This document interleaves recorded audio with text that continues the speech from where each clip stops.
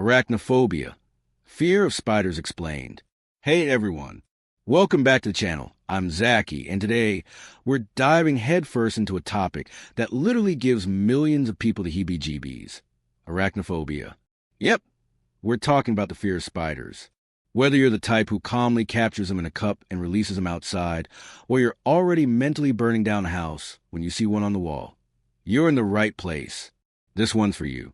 Now don't worry, no close-up spider jump scares.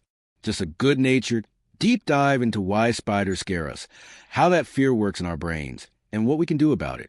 Let's break it down. First off, what even is arachnophobia?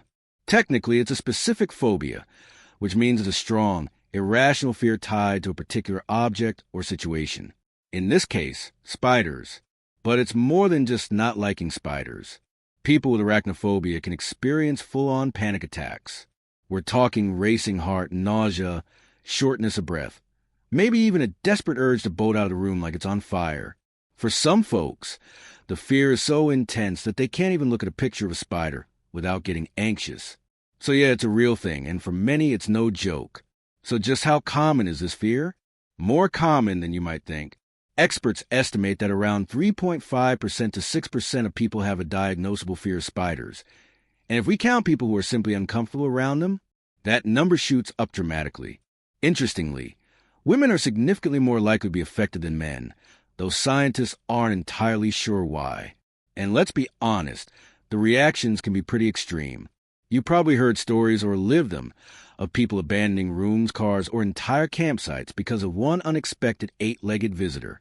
Totally relatable. All right, here comes the juicy part.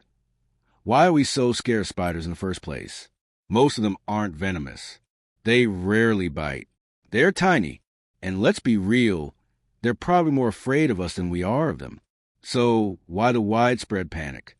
One of the most popular theories is evolutionary psychology. Back in our caveman days, a spider bite could mean infection or death, especially without modern medicine.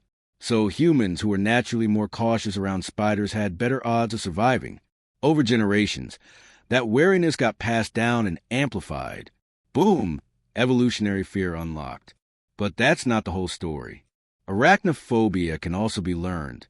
Maybe you had a scary spider encounter when you were little, or maybe you saw your parents scream and run from one. Your brain files that moment under dangerous things. And guess what? It sticks. Even one strong emotional memory can cement a fear, especially in childhood. And let's be honest, spiders don't help their own case. Those unpredictable movements, the way they dangle from ceilings, the weird leggy silhouettes, it's just a recipe for unease. They're the stuff of Halloween decorations for a reason.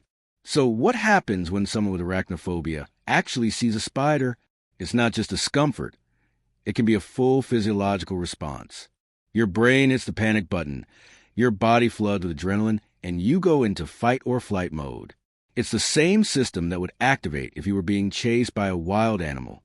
But instead of a bear or a lion, it's a house spider chilling on your wall. Your brain doesn't care. The fear is real, and it feels overwhelming. Some people freeze, others flee, and some go into full tactical warfare mode. Broom, vacuum, shoes, the whole arsenal. That brings us to the big question. Can you get over arachnophobia? The answer is yes, and that's the good news. One of the most effective treatments is exposure therapy, where you're slowly and safely introduced to your fear in small doses. It starts off gentle. Maybe you just look at a drawing of a spider, then a photo, then a video. Eventually, maybe a real spider in a contained space. Over time, your brain starts to calm down. It learns, hey, this isn't dangerous after all. It's like updating your internal software to version not terrified. Another great option is cognitive behavioral therapy, or CBT. That's where you work with a therapist to challenge and reframe your thoughts. Instead of thinking, that spider's gonna bite me and I'll die, you learn to say, this spider poses no real threat and I've got this. It's all about replacing fear-based thoughts with more balanced, realistic ones. And for tech lovers, VR is even being used now. Imagine putting on a headset and gradually facing virtual spiders in a safe environment. It's weirdly effective and yes, totally sci-fi cool. Okay, I know we've been giving spiders a rough time, so let's shift gears. Let me hit you with a few fun spider facts that might just make you say, huh, that's actually kind of cool. First up, spiders are natural pest controllers. They eat mosquitoes, flies, and other annoying bugs, basically saving us from bug invasions on the daily. Next, spider silk. This stuff is insanely strong. By weight, it's tougher than steel. Scientists are literally studying it to develop next-gen materials. Oh, and get this. Some spiders actually dance to woo a mate. No, really. There are male jumping spiders that perform intricate mating dances, complete with leg waving, stomping, and body shakes. Who knew spiders were such romantics? So maybe, just maybe, they're not the villains we make them out to be. They're misunderstood. Sure. Creepy to some, absolutely. But dangerous. Evil creatures? Not really. Most just want to spin their webs, catch a few bugs, and be left alone. They're not plotting our doom. They're just doing their spider thing. Let's wrap it up. Arachnophobia is super common, totally valid, and definitely not something to be ashamed of. But the best part? It's also treatable. Whether you got a mild case of the creeps or a full-blown panic response, there are ways to take control. Change your reactions and feel more empowered. And who knows, with the right mindset and a bit of practice, you might even end up appreciating spiders, or at least not running away from them. If you enjoyed this video, learned something new, or if you just appreciate that I didn't throw a massive spider on screen to test your nerves, do me a favor.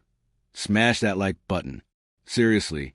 And drop a comment sharing your funniest, weirdest, or most dramatic spider story. I know you got one. And of course, hit subscribe to the channel at Zaki if you haven't already. We got more fun, quirky, and sometimes slightly creepy psychology topics coming your way soon. Until then, stay curious, stay calm, and maybe give spiders a little respect. Just don't invite them to dinner.